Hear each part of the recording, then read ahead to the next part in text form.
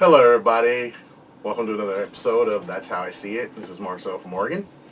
And today I'm going to do kind of an opinion piece on somebody in the media who's relatively famous. Well, he's real famous. And he's a moron. His name is Charles Barkley. Now, some of you will disagree with that. Most of you won't, but he's an idiot. And I don't understand why people think that he's so insightful when all he does is just open his mouth and spew out nothing. Nothing. He did nothing. There's never been one time Charles Barkley has said anything where I went, wow, I'm gonna need to go somewhere and think about what he just said, see if I can't process that. But his overall dumb comments aren't what's bothering me. It's some of the specifics, um, where he labels people, particularly black folks, as being crooks, criminals, bad, that kind of thing. And I think that goes back to his upbringing and where he grew up. He grew up in Leeds, Alabama. He was born in 1963. He's 51 years old. Raised by two, from what I could see, wonderful black women um, who taught him a way to be. Now, Leeds, Alabama, before I get into the way they taught him to be, I did some research on it, and it's a place that's been known for its racial harmony for generations. But he grew up in Alabama. And when you grow up in Alabama, Missouri, Mississippi, in the 60s, there's a certain way you needed to act if you were black, if you were going to live to see the next day. And I'm sure his grandma and his mom let him know how that was. It's part of the reason why he seems to think white people are always right and black people are always wrong, which we know is not true. Either way, black folks ain't always right, white folks ain't always wrong. But he was born during the height of the civil rights movement. And I like to say he was born during the civil rights movement, height of the civil rights movement when he was born. It was a time of turmoil. It was a time where the country was trying to get itself right. And because of the sacrifices of those people, Charles Barkley is able to say the dumb things that he's able to say right now. And he should be appreciative of that, which I don't think he is. He probably thinks Martin Luther King was an idiot and Malcolm X was an idiot. They should have just kept their mouth shut. Now, a little bit of history on Alabama. 1963, the same year Chuck was born, Alabama Governor George Wallace took the steps of the state capitol building and made a promise. Now, remember, the Capitol building was the same place where Jefferson Davis declared an independent Southern Confederacy just over 100 years before. And Mr. Wallace said, and I quote, "In the name of the greatest people that ever trod this earth, I draw a line in the dust and toss the gauntlet before the feet of tyranny and say segregation now, segregation tomorrow, segregation forever." This is what he grew up with. And then in 2004, they desperately tried to hang on to those great words of George Wallace by keeping the segregation era wording in his Constitution. Passages like, "Separate schools shall be provided for white and colored children, and no child of either race shall be permitted to attend a school of the other race."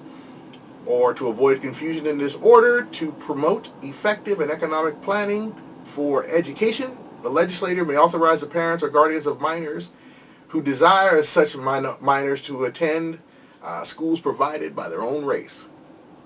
In 2004, they wanted to keep that in there. They did.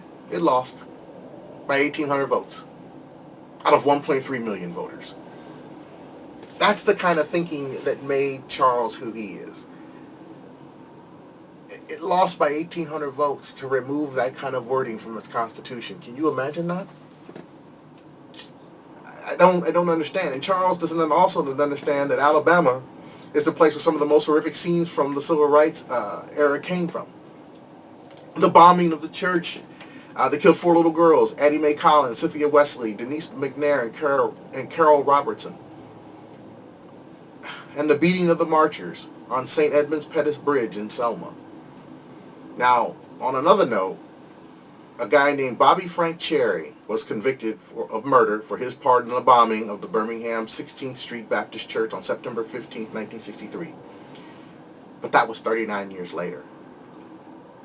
39 years it took for them to find justice for those 4 little girls. This is where Charles Barkley grew up in. Why do you got it's like it's no wonder he hates black folks. He had to in order to survive. And then Charles made a quote. Now I brought up those two events so that this quote he made will make sense. He said, slavery ain't all that bad. Or wasn't all that bad. And I had to rewind and listen to that again. And he actually said it. The whole thing goes, I don't like to talk about stuff I don't know too much about. You know, I only know when it comes to slavery what my grandmama told me, and slavery couldn't have been that bad. I mean, if you look at the events that took place during just those two events, just take those two events. Can you imagine how bad it must have been in the 1700s, early 1800s when we were slaves? Can you imagine when we were property and had no rights at all? At least in the 60s we had some sort of protection, some sort of rights. Then we had none. But slavery couldn't have been that bad. It just couldn't have been. Also, side note, Alabama. It took them until 2000 to strike down a statute that banned interracial marriage. 2000. 15 years ago. Oh, Charles, I mean, you couldn't have brought your wife into Alabama as husband and wife, man. So, can you imagine if in 2000 they struck down interracial marriage? Can you imagine what it would have been like for you, Chuck, in the 1850s to try to marry a white woman? Can you imagine? Slavery wasn't that bad, though, right? You know what I mean? Just couldn't have been that bad. It's just a small sampling of what Charles lived with and lives with. And I think this shaped his views on white folks and black folks. Now, from the way he talks, it seems like he thinks that all white people are right and all black people are wrong. I get that from his comments, not only past, not only present, but specifically on Ferguson. They were awful, misinformed, and just plain mean. Even Kenny Smith talked about that. He called them thugs, scumbags, crooks, criminals. Now, some of them that rioted, let's be real, were just that. Anytime you have riots, no matter what the cause, no matter what the reason, there are always going to be bad people in it. Always. So let's just get that out of the way. Yeah, some of them were. The majority of them, though, however, and he didn't even take this into consideration, maybe we're just tired, just angry at not being heard, not being treated like they treated like they don't count by cops, by politicians, society as a whole. He also doesn't know that there used to be a gate that separated Ferguson from the black town of Kinloch. And black people were allowed to work in Ferguson, but couldn't be there past dark. That's when they were all escorted out, gate shut, boom, done. Now, Ferguson had a shift in population once the St. Louis airport started to grow in Kinloch. They started buying up land, and black folks were given a lot of money, you know, so they went to Ferguson to buy houses they couldn't normally afford. So in 20 years, it went from 75% white to 75% black. The problem is the power structure stayed the same.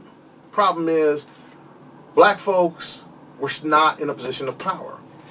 You know, the politicians were white, mayor, and most importantly, the officers were all white still. Charles, I'm sure, doesn't know any of this because he's a headline reader. He's a guy who will take a headline of a story and then form an opinion off of it without reading one sentence. And I'll give you another example of that a little bit later. And I love Gabrielle Union. You know, she made a comment. She's Dwayne Wade's wife. Because Charles said Dwayne Wade didn't deserve to make the All-Star team. Gabrielle Union said he's a guy that comes into the Book of the Week Club knowing that he hadn't read the book, but still tries to tell you about the book, and is the loudest one in the room. That's Chuck. Chuck called all those people in Ferguson names for rioting. Wonder what he called the people from the Tulsa race riots in 1921. Well, that's for another video. Now, I mentioned the slavery was not all that bad. National TV, he said that on. He talks and talks and talks without any regard for accuracy or knowledge about the subject he's speaking on. Most of the smart people I know, if they don't know something about it, about a subject, He won't say anything. Not Chuck. The less he knows about something, the more he'll talk about it. Because I think he's insecure with how dumb he is. And he figures the more he talks, the less dumb he sounds. That's not true. And then he talked about Adrian Peterson, the guy who got in trouble for beating his son. And he said that whipping, we do that all the time. If corporal punishment was made illegal, every black parent in the South would go to jail under those circumstances. So now Charles knows every black parent in the South and how they discipline them kids. Whatever. Listen, he criticized DeMarcus Cousins once. And he told him he needed to grow up. DeMarcus Cousins basically said, we'll never speak. And Charles got a little upset about that. So Charles addressed it on NBA TV one night. And he said, being the wordsmith that he is, well, he can't whoop my ass. I'm like, really? That's your response? That's the best you got? You truly are a bully, Chuck. That's the best you got. You're an idiot. And what makes it even funnier to me is the fact that he criticized DeMarcus Cousins, who's never spit on a 4-year-old girl, which Chuck did. Never chased a referee into a locker room, which Chuck did. Never threw a man out of a plate glass window, which Chuck did. But yet, DeMarcus Cousins needs to grow up. I don't want to hear it, Chuck. He also said racial profiling based on race is okay because the black community has a lot of crooks. I guess the white community has no crooks then, right, Chuck? I mean, what would you say, Charles, if the police were under investigation for profiling in Little Italy, saying that we're looking for mobsters? Would you be okay with that? I wouldn't be. Just because they're Italian doesn't mean they're mobsters. Doesn't mean they have any connection to the mob. Chuck would probably agree. But when it comes to black folks, however, profile away. It's a good way to get all the crooks off the street. Now, last thing. He said that he knew the true story of the Michael Brown shooting after the grand jury reached its verdict. And can't believe anything the media says. Now, he says that he read about the grand jury. He said he read the transcripts. He said he looked at the evidence. But did he know that the prosecutor, Bob McCullough, openly admitted that he put on witnesses in front of the grand jury that he knew would lie and did lie? Did he know that? If he knew that and still made his opinion that, then he's a bigger idiot than I thought. Because we don't know the truth. If the prosecutor knowingly did that, how come we know anything is true? And also, let's not forget that he said he can't believe anything the media says after that. I mean, Chuck, do you forget that you are part of the media, that you are the media? Are you that dumb? Do you forget what you do for a living? Really? And in conclusion, I wish Charles would just shut up and go away. He says he wants to retire. I wish he'd do it tomorrow. It would make me a happy man to know that I don't have to hear him and his stupid comments anymore. It would just make me a happy man. And Charles Barkley, you're a moron. And that's how I see it. Thank you for listening.